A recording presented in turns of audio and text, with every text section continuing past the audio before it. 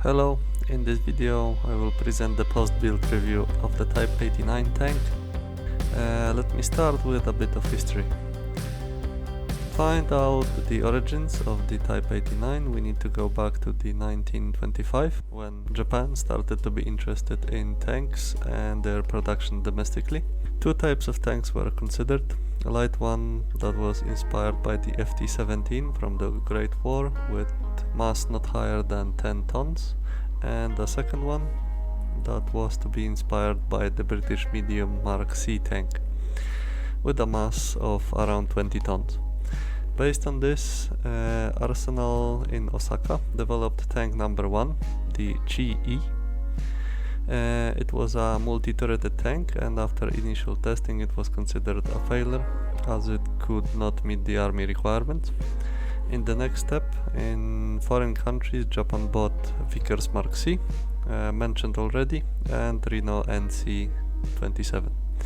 In parallel, development of the tank number 2 in the Osaka arsenal was in process under the designation of the tank type 2587. And it worked. However, army wanted still better armor and firepower.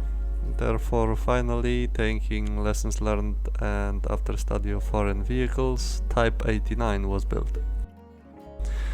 I built the model using the fine molds kit out of two versions that was in usage or in operation.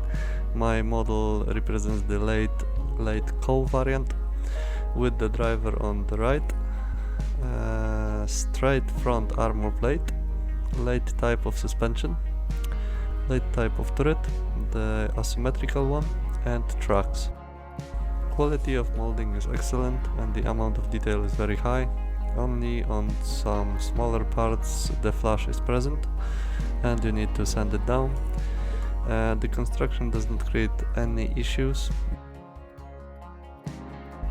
due to the riveted type of original tank construction. We need to watch out for the amount of glue that is being used and try to not overspill it over the rivets.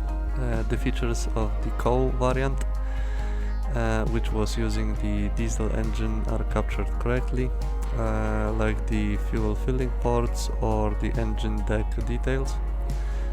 At the front, lamp in the front can be left open or closed, the same like the driver's hatch or the front doors.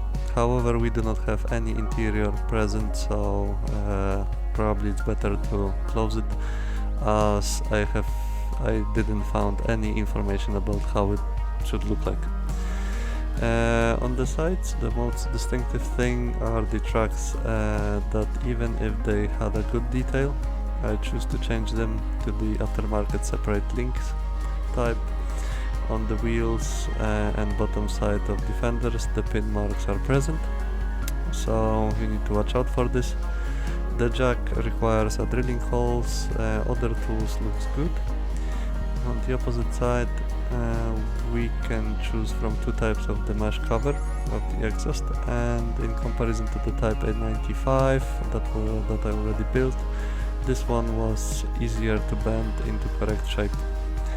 At the back we got the tail for crossing wide trenches and it also looks good.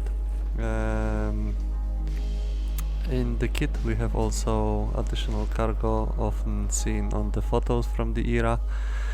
However, I did not decide yet if I will be using mine or not. The turret is represented correctly, and the only thing that could be better is the barrel of the main gun, as it goes together from two halves and it's a little bit tricky to sand it correctly. Other than that, we need to watch out on the seam line in the commander's cupola, and that's it.